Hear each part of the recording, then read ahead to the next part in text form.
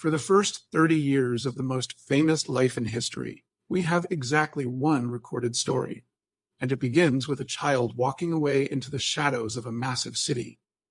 The setting is Jerusalem during the Feast of the Passover. Hundreds of thousands of pilgrims are packed into narrow ancient streets. In a crowd this dense, a 12-year-old boy could vanish into the swell of people in a matter of seconds. Jesus' family traveled to the city from Nazareth every year, making the 90-mile trek to fulfill their religious obligations. This annual pilgrimage was the organizing rhythm of their household. When the festival ended, they headed home in a synodia, a traveling caravan of extended family and neighbors. In these large, fluid groups, children often moved freely among the travelers, walking with cousins or family friends from the same village. Mary assumed Jesus was with Joseph. Joseph assumed he was with Mary. They traveled a full day, nearly 20 miles into the desert landscape, before they made camp for the night and realized he was not among the group. Their failure to notice his absence wasn't a lapse in parenting. It was a logical assumption based on a culture where children were raised and protected by the entire community. They abandoned the caravan and walked 20 miles back to the city gates. It was a day-long journey made in near total silence. Once inside Jerusalem, they began a methodical search. They checked with relatives who had stayed behind, scoured the merchant stalls in the marketplace, and walked the streets they had visited during the feast. The first day yielded nothing. By the second and third days, the search had moved into all the logically expected places for a child to be found, and every single lead turned up empty. Mary and Joseph were using the standard framework of earthly parenthood to find him. They were looking for a lost child who might be frightened or confused by the crowds. But standard human logic cannot always locate Jesus. When we search for him based solely on our own assumptions of where he should be, we often find ourselves at a dead end. On the third day, the search finally led them up the steps and through the gates into the temple courts. They found him in the center of a circle of the nation's most prominent religious scholars.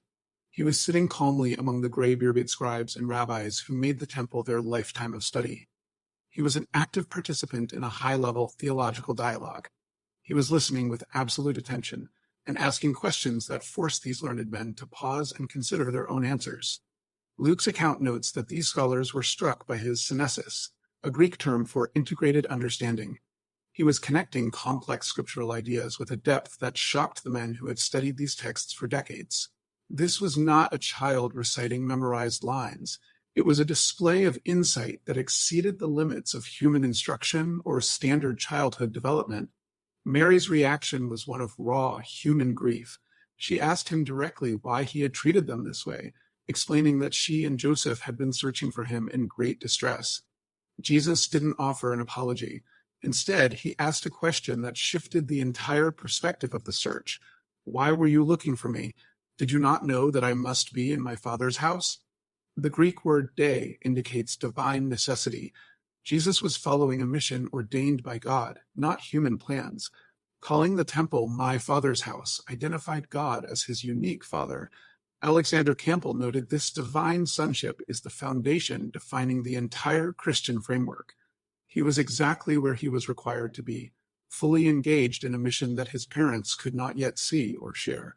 After making this massive declaration of his identity, Jesus left the temple and returned to the obscurity of Nazareth.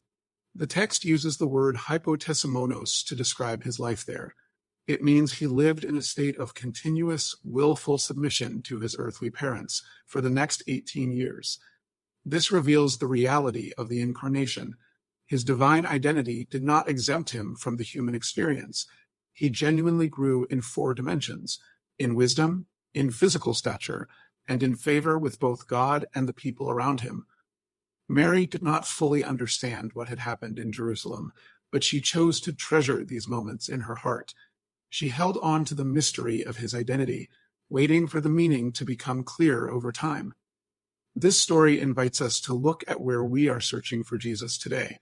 Are we looking for him within our own plans, or are we willing to find him where he actually is? Finding him requires us to move past our own assumptions. He is found in his Father's house, attending to his Father's business, waiting for us to meet him on his terms.